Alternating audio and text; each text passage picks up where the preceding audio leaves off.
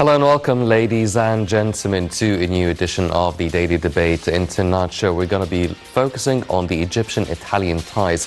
This is in light of President Abdel Fattah al-Sisi actually meeting the first ever female Italian Prime Minister, Giorgia Meloni, on the sidelines of the COP27 summit that took place earlier in the month in the Red Sea resort of Sharm el-Sheikh. But before we start doing that, let's check out some of the main stories making the news today. Starting off with President Abdel Fattah al-Sisi, who held a meeting today with Prime Minister Mustafa Madbouli and the Ministers of Interior, Housing and Local Development, as well as concerned officials over Cairo's El Warra Island development project. The President instructed that the Social Solidarity Ministry and experienced civil society organizations would consolidate state efforts for urban development in the island and help with the implementation of this development and ensure demands and needs of its inhabitants are met. The project includes the establishment of modern residential towers and the optimization of the island's infrastructure, especially its roads, power, water and sanitation grids.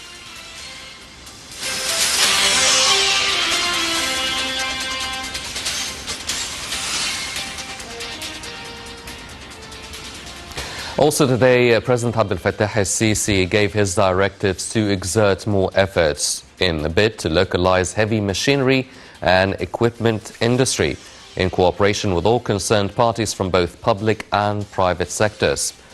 The President's remark came within the framework of the localization strategy for the industry of production equipments, according to the international standards. This came during the President's meeting with head of the Engineering Authority of the Armed Forces, Major General Hisham Suwaifi, head of the Financial Affairs Authority of the Armed Forces, Major General Ahmed al-Shazli, as well as Major General Assam al-Sheikh, Director of the Vehicles Department of the Armed Forces. The meeting also reviewed efforts to provide equipment and machinery for national development projects nationwide.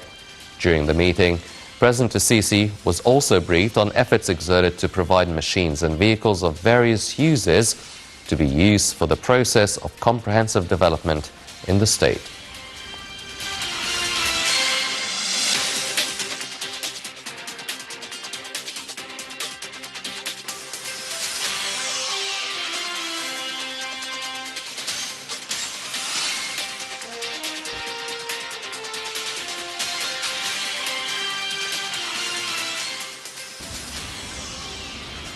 And Foreign Minister Sameh Shoukry held talks with his Greek counterpart Nikos Dindias in Cairo on Tuesday. The meeting tackled means of boosting bilateral ties, in addition to a number of regional and international issues of mutual concern. It also witnessed the signing of a memoranda of understanding by the two sides, including aeronautics and maritime search and rescue, as well as seasonal employment for Egyptians in Greece. Following their talks, the two top diplomats hailed bilateral ties and expressed their keenness to expand cooperation in various domains, especially the economic, investment and trade ones. Minister Shoukry asserted that Egypt and Greece seek to achieve security and stability in the Middle East. He said the memorandum of understanding signed between the two sides concerning the seasonal workers issues would help reach joint economic progress. The foreign minister hailed the Egyptian-Greek relations, adding that more cooperation would be held in the near future. For his part, Minister Dindias said an agreement was signed tackling defense and security relations, adding that he also discussed with Shoukry the labor issues and signed an agreement to organize it. Dindias noted that they are exerting the utmost effort to hold cooperation between Africa and Europe through Egyptian-Greek model.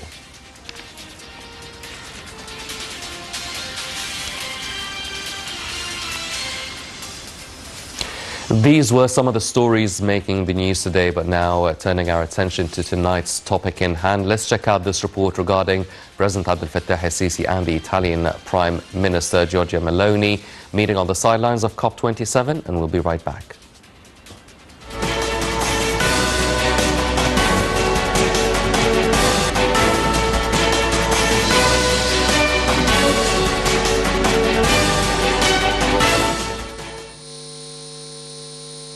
On On the sidelines of the COP27 World Climate Summit, President Fattah el-Sisi has received the Prime Minister of Italy, Giorgia Meloni, during which the President welcomed the Italian Premier's visit and her participation in Climate Summit.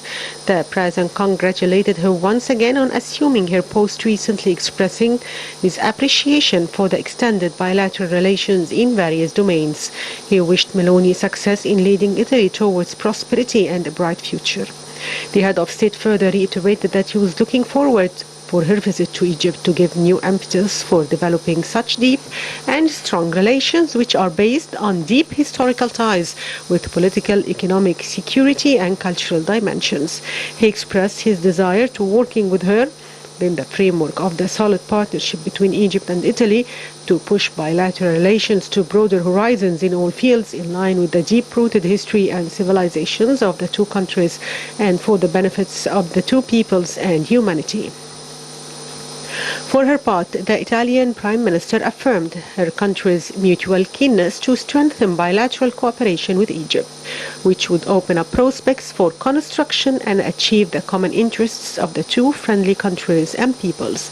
The Italian Premier stressed that for Italy and the European continent, Egypt represented a pivotal pillar for security and stability in the Middle East and the Mediterranean basin.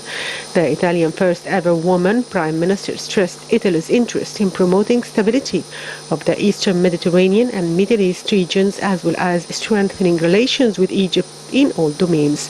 The meeting focused on ways to develop economic trade and investment relations in addition to joint industrial cooperation with Italy.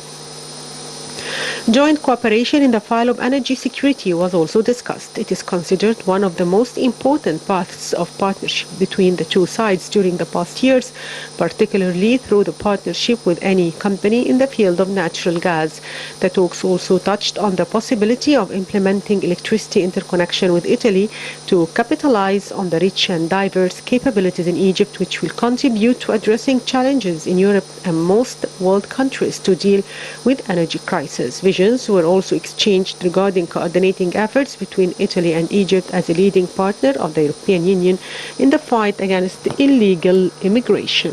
The Italian Prime Minister commended Egypt's efforts in this regard, which contributed to preventing the departure of any illegal immigration boat from Egyptian coasts since 2016. President Sisi affirmed Egypt's readiness to cooperate with the relevant Italian agencies in this regard, based on Egypt's full commitment to combating this phenomenon. Also, the meeting tackled latest developments in a number of issues related to the Mediterranean security, mainly the Libyan file. The two sides agreed on the need to work to preserve unity and sovereignty of Libya and push for holding presidential and parliamentary elections, preserving national Libyan institutions and strengthening the role of security authorities in combating terrorism. The talks also touched on the issue of Italian student Regini and cooperation in order to reach the truth and achieve justice. Egypt welcomed the visit by Italian Prime Minister Meloni in response to President Sisi's invitation to attend COP27, which was aimed at boosting and enhancing bilateral historical relations binding Egypt and Italy.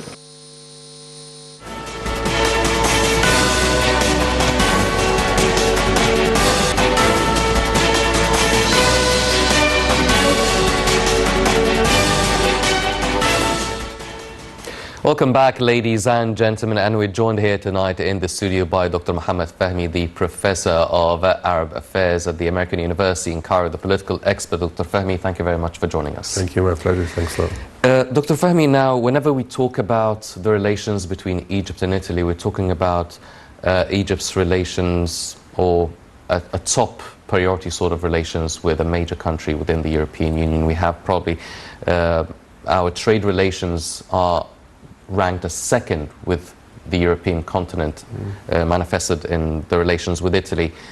Meeting with the Italian Prime Minister on the sidelines of COP27, so many issues have been discussed, but the main thing that everybody thinks about in relations to Italy is the Eni company, the one responsible for the excavation, research and digging up the natural gas and the oil.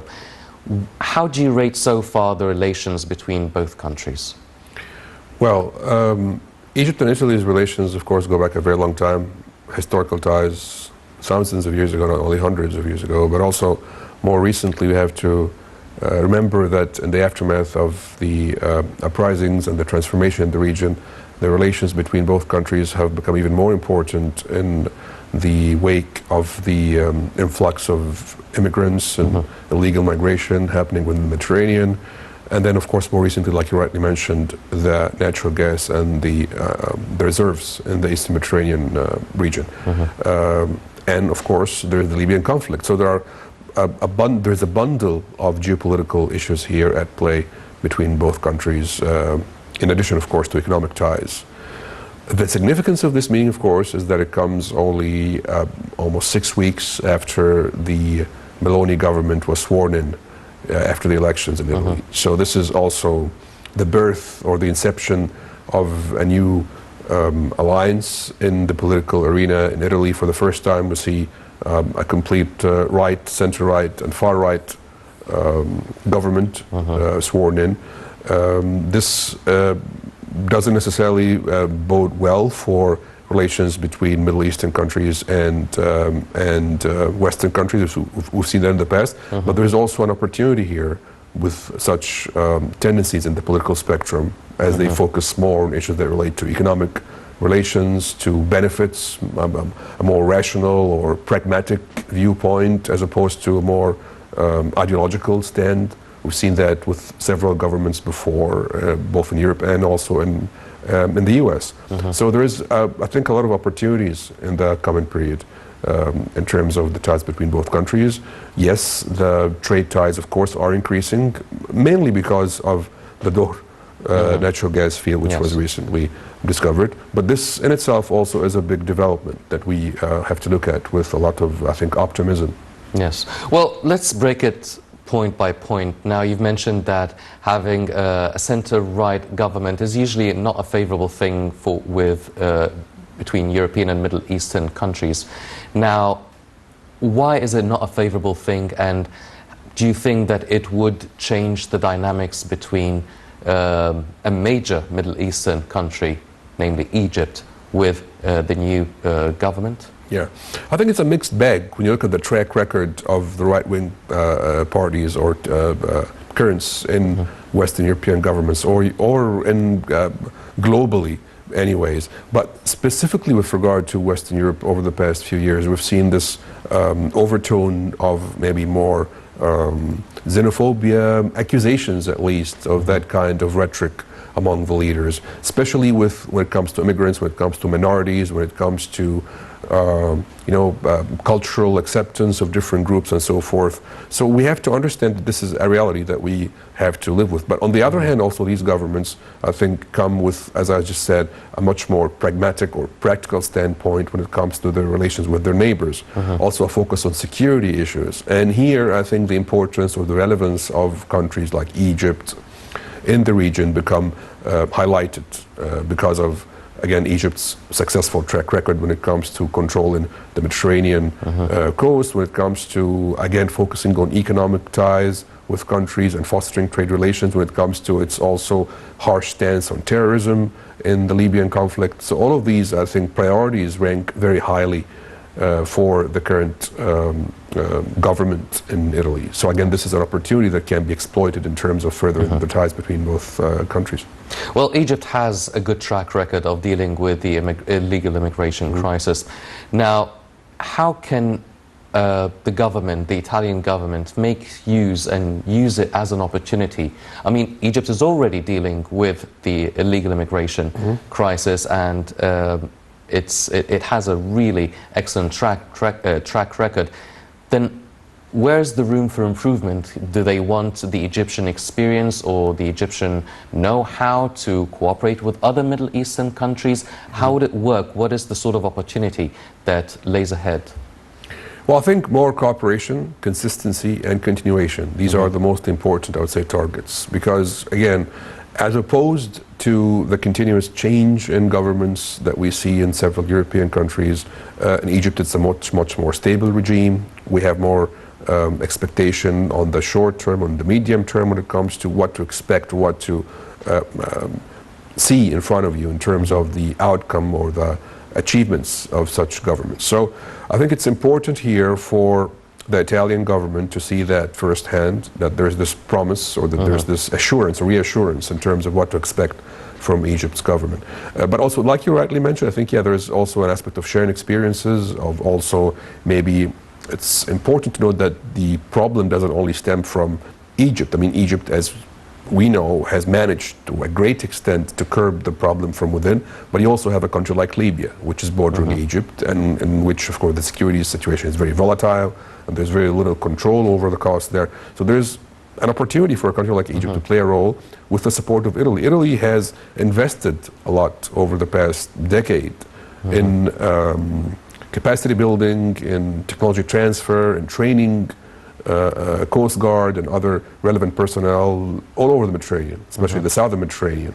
So not only in Libya, you also have relations with Morocco, with Algeria. Very important here to have this sort of regional coordination between the countries of the southern Mediterranean in terms of this of the security point. But again, it's here the relations between both countries, it's really multifaceted. So more security cooperation would yield also more probably cooperation and collaboration in military affairs. Italy is a relatively developed country in that regard. Its navy, it's one of the best in the region. So again, this bodes very well for the future of ties in that particular sector and also the economic benefits that may be reaped as a result. Well, you've mentioned the Libyan file, and it is always on top of the agenda of the talks between the two countries, and it was quite present between the President and Meloni. Now, Libya is the direct neighbor, western neighbor to Egypt, so the security situation, stability situation of Libya is part and parcel of Egypt as well. Also, a lot of illegal migration takes place between Libya and Italy, and as you've mentioned, it's their southern neighbor.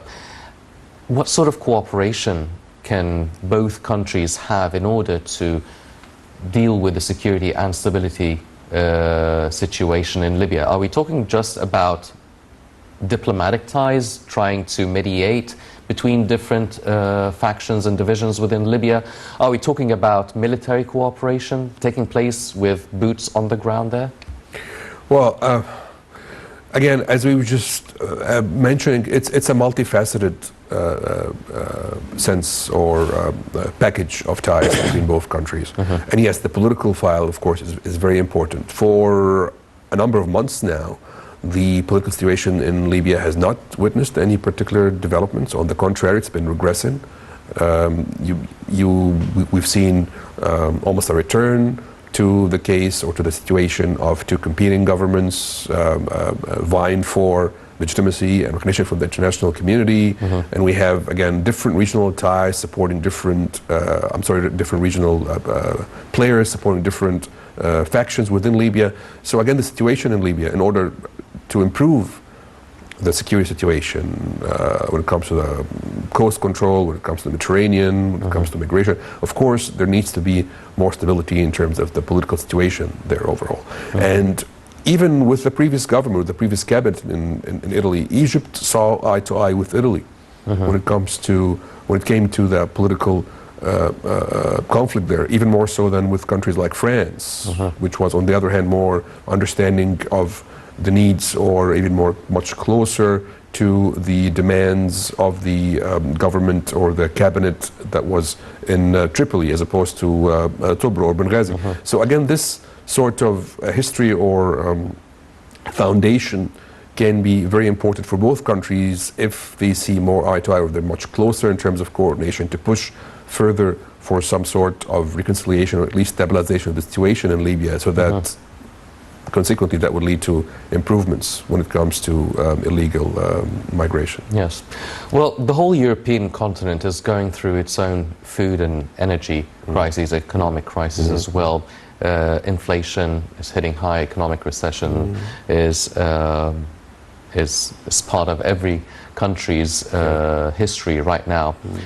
Do you feel that European countries, including obviously Italy, are strong enough to really lend a strong helping hand in terms of trade cooperation or military cooperation or political sort of cooperation with other Middle Eastern countries. They're going through their own hardships. Yeah, I think this was one of the most important files or points that this current Prime Minister Meloni and her party lobbied for in the elections. The promise of an improvement in the economic conditions in Italy. Italy has been going through an economic crisis now for quite some time. I mean, historically, Italy, ever since maybe the end of World War II, has been on the poorer side than Europe. So the economic crisis has been going on for a very long time in Italy, and different political currents and governments have come and gone trying to remedy the situation and improve the economic conditions with different degrees of success. But for the past maybe 10 years or so, the economic crisis has been massive in terms of unemployment, in terms of lack of diversification in the economy. The industry there is also waning for several reasons. So Italy is going through its own economic crisis. I mean, in addition to a global crisis that's going through the entire world right now, actually, after the COVID pandemic. So there are a lot of challenges definitely that are faced by this government internally first. But I think you cannot possibly in this day and age look at the internal problems solely without focusing or having a multilateral approach towards also regional and global ties. And one of the sources of the problem also for Italy is that with this increase in influx of immigration, there is very little control and ability to control or to provide also opportunities or control the economy from their own standpoint. You have now millions of people that are also asking for jobs, accommodation, infrastructure, services, financing. So all of these factors also lead to a problem. So again, it's a multifaceted, it's a cycle, if you will, and you cannot possibly expect economic conditions to improve within the country without dealing also with regional and global challenges. Yes. Well, the Foreign Minister Sameh Shoukry is expected to go visit Rome on December 3rd to take part in the conference of the Mediterranean Dialogues. Now, what sort of big issues do you expect to be discussed on the agenda of this dialogue, and what can Egypt hope for to really benefit and use it as a fruitful sort of conclusion for such an important summit?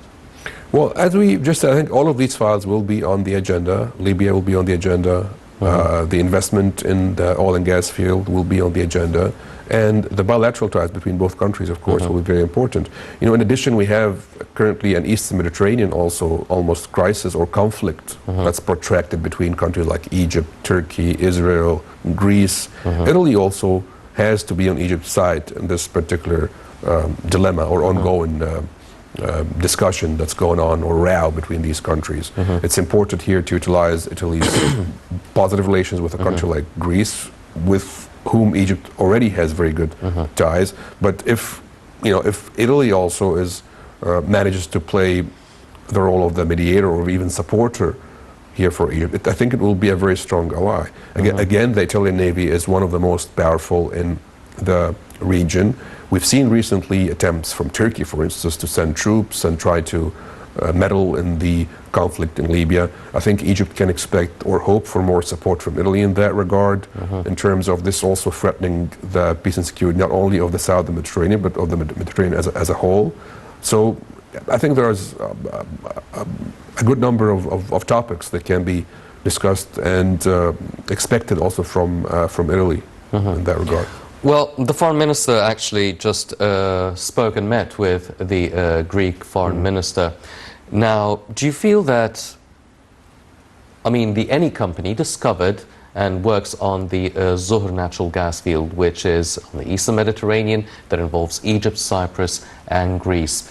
Do you feel that maybe it would be of Italy's best interest to also, as you've mentioned, maybe step in if more protection is needed, since they do have a strong navy? Or do you think that they're just there for the business, the project, excavating it? They don't really care about who or the safety of the natural gas between the three countries? Do you feel that the relations, as you mentioned, they are tense between Italy and Greece? What sort of bridge can Foreign Minister Shoukry form or build between both governments?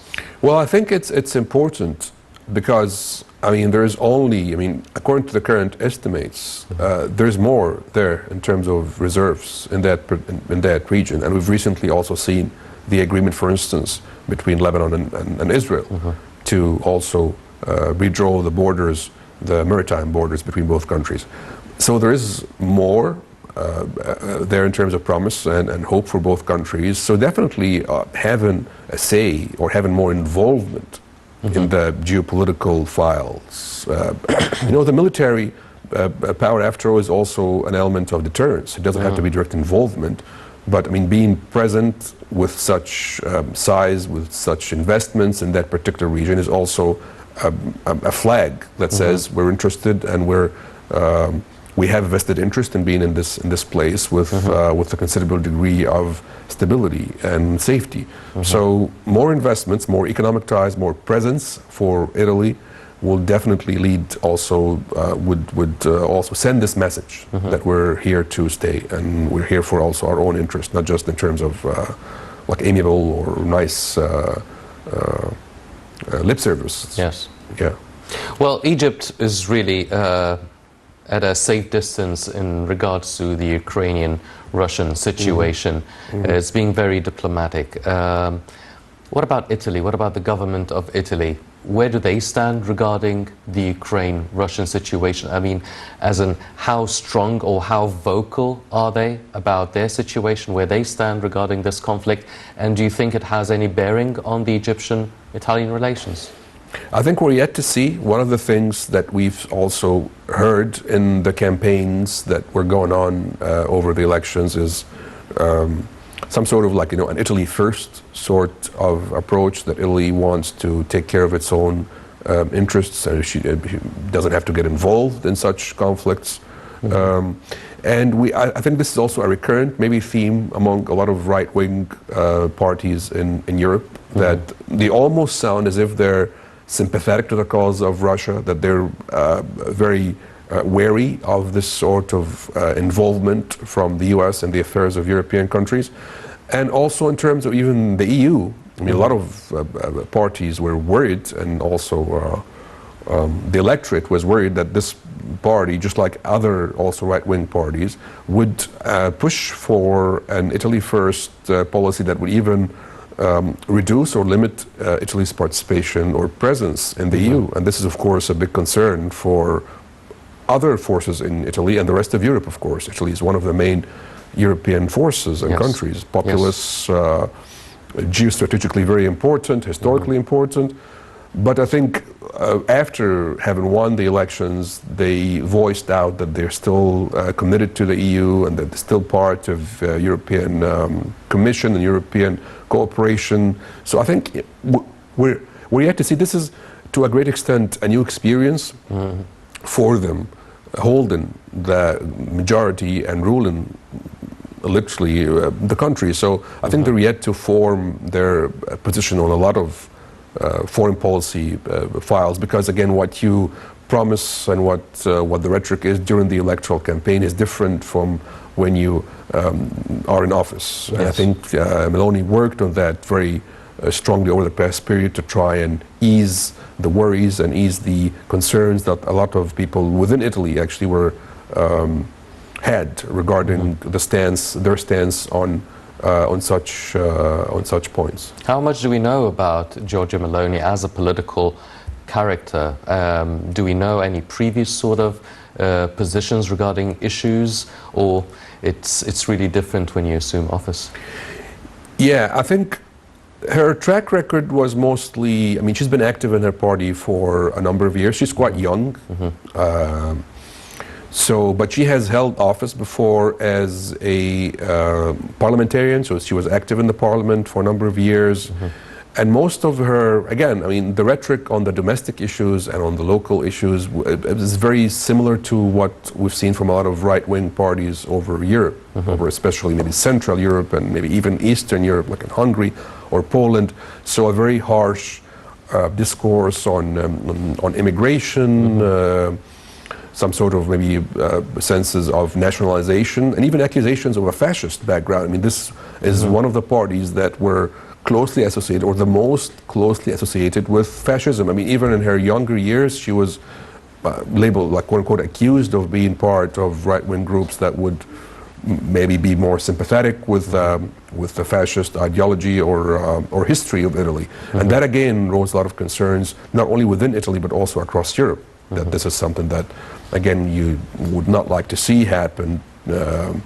A resurgence of such ideology, like we see also in Germany and other countries with the neo-Nazis and other groups. But I think what she's been trying to do since making it to the mainstream is that the rhetoric or the discourse of her and also of the party that's relatively new and young, to try and somewhat be closer to the mainstream on the issues that, as we've just said, regarding the regional collaboration or the integration within Europe and the rest of the world.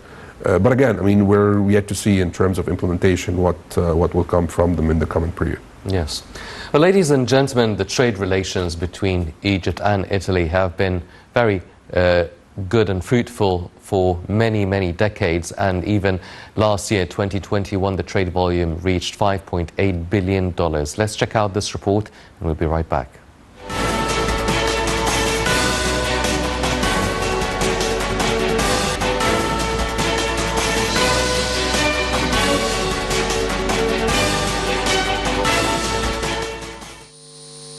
Egypt and Italy enjoy strong relationships on political and economic levels. Italy is one of Egypt's largest trade partners in the European Union. In 2021, trade volume between the two countries rose by 29% to reach $5.8 billion, up from $4.5 billion in the previous year.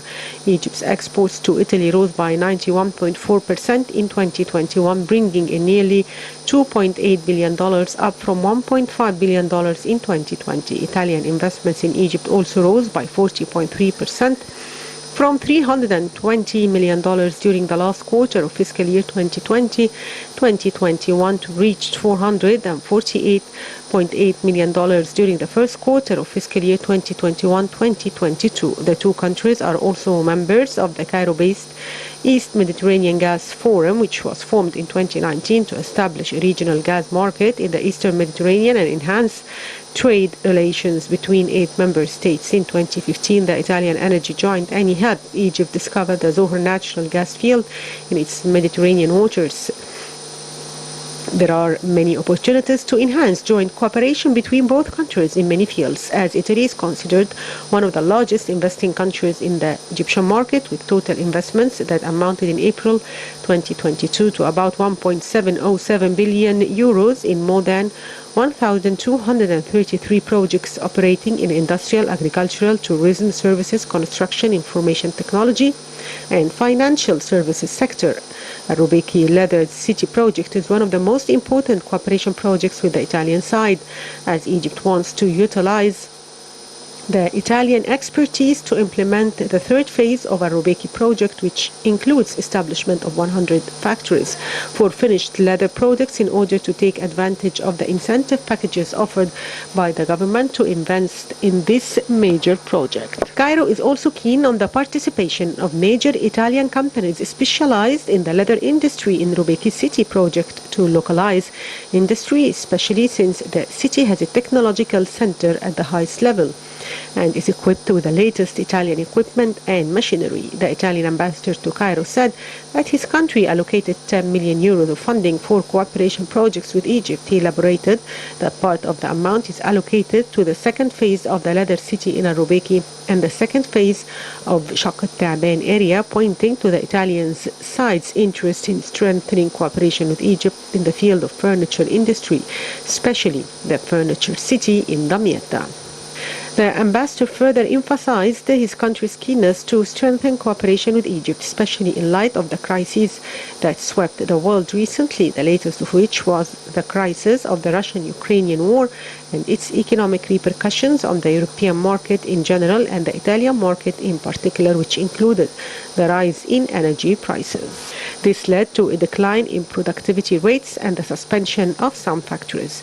The energy sector has achieved a great boom for Egypt and become a pivotal place in the Mediterranean region. Within the framework of Egypt's vision to become regional energy center, an integrated plan of cooperation in the new and renewable energy sector, especially wind and solar energy, has emerged by establishing a set of joint projects aimed at producing about 10 gigawatts in the coming years in integration with Egypt's strategy for green transformation and increasing the proportion of the renewable energy mix.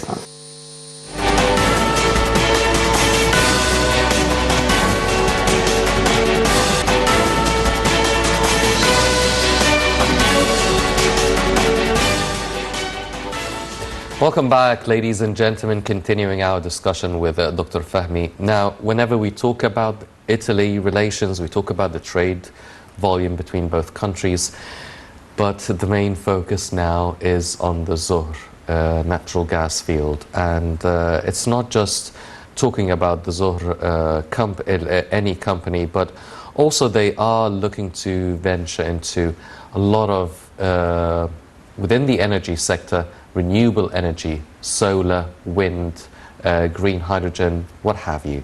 So how pivotal of a role can one company, any, really, both countries can build diplomatic and economic relations on?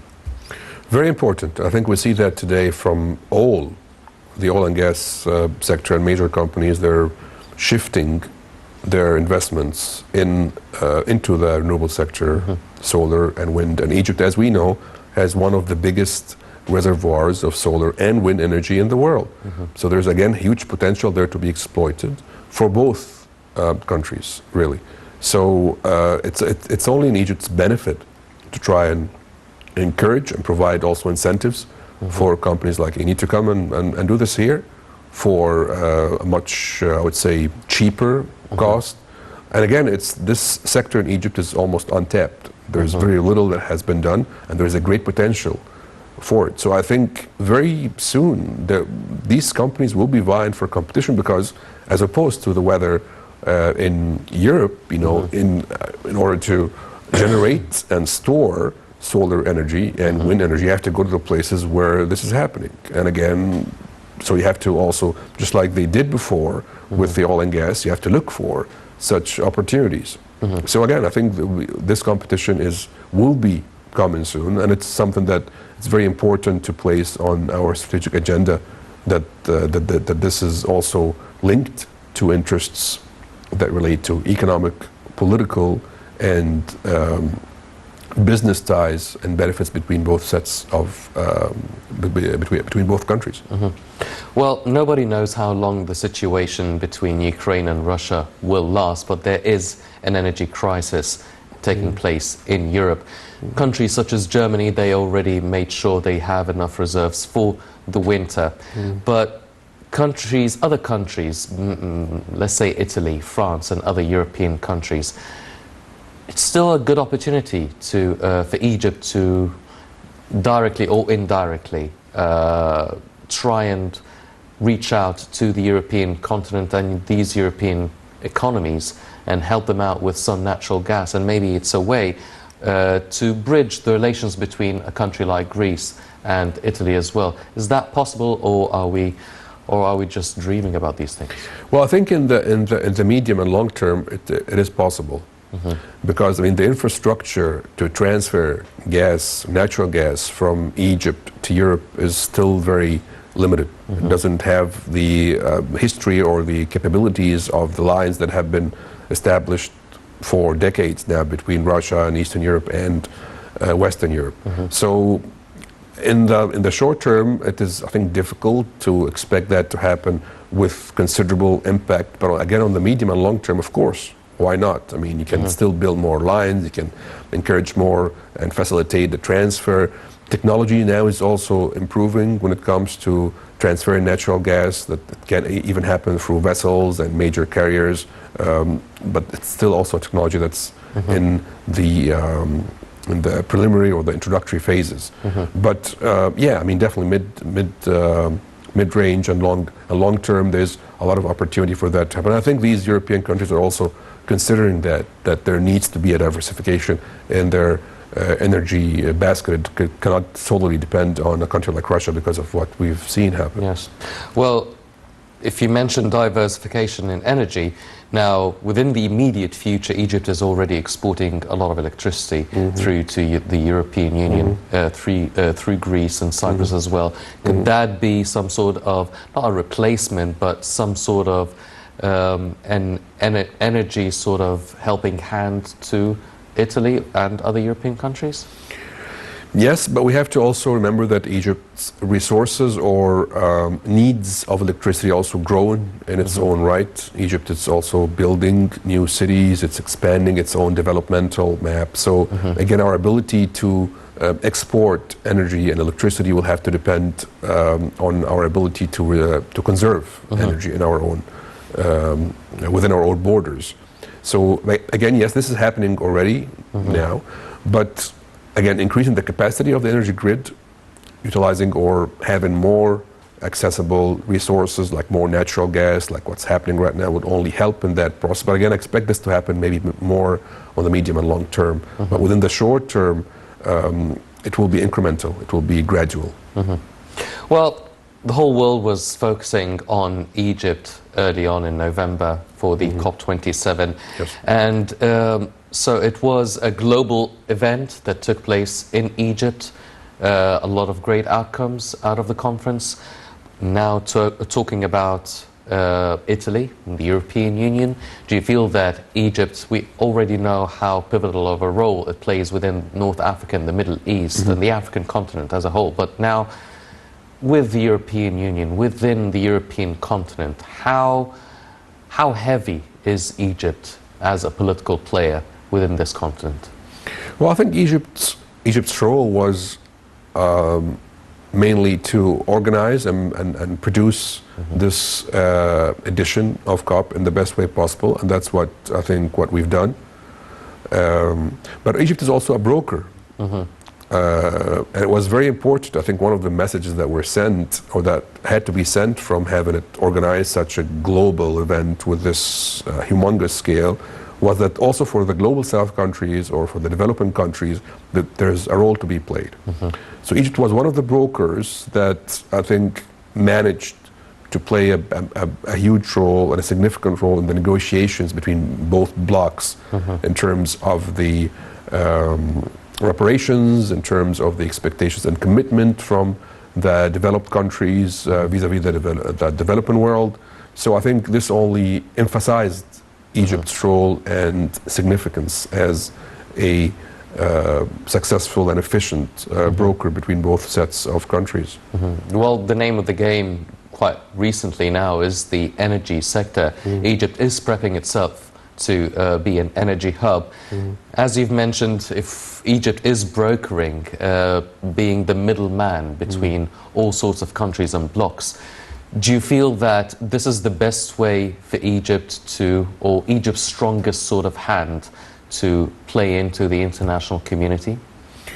Yes, but not only that, also by posing or presenting an example of sustainability. I mean, I also around the same time, I mean, you cannot only call for the international community's support if you, as a country, don't provide an example or an image of a sustainable economy and of also relying or trying to shift your energy grid more towards renewable and permanent resources. And that's what's also happening. I think on the also margins or in association with the COP, we've seen an amazing number of agreements that were also signed within these two particular fields, renewable and permanent energy sectors, and the hope is that we will see this only grow in the coming period. So I think, yeah, by posing this example, presenting this example also of a sustainable economy, of encouraging more renewable energy, Egypt can only be perceived as a positive example or as a role model even among developing countries and within the region for the shift or the move towards fighting and trying to battle climate change. Yes. Well, ladies and gentlemen, definitely we are hoping Egypt does grow into that position, really becoming a main player within the climate change fight. with the European continent, the African continent and the rest of the world. And hopefully we will be following up the developments of Foreign Minister Sameh Shukri going to Rome on December 3rd for the summit of the Mediterranean Dialogue. But unfortunately, that's all the time we have for this edition of the Daily Debate. Before we go, I'd like to thank my distinguished guest, Dr. Mohammed Fahmy, the Professor of Arab Affairs at the American University in Cairo, the political expert. Dr. Fahmy, always a pleasure having you on the show. Thank you, Ali, my pleasure. Thank you very much. Ladies and gentlemen, please stay tuned for more coming up on Nile International. I'm Hani Saif. Thank you for joining us.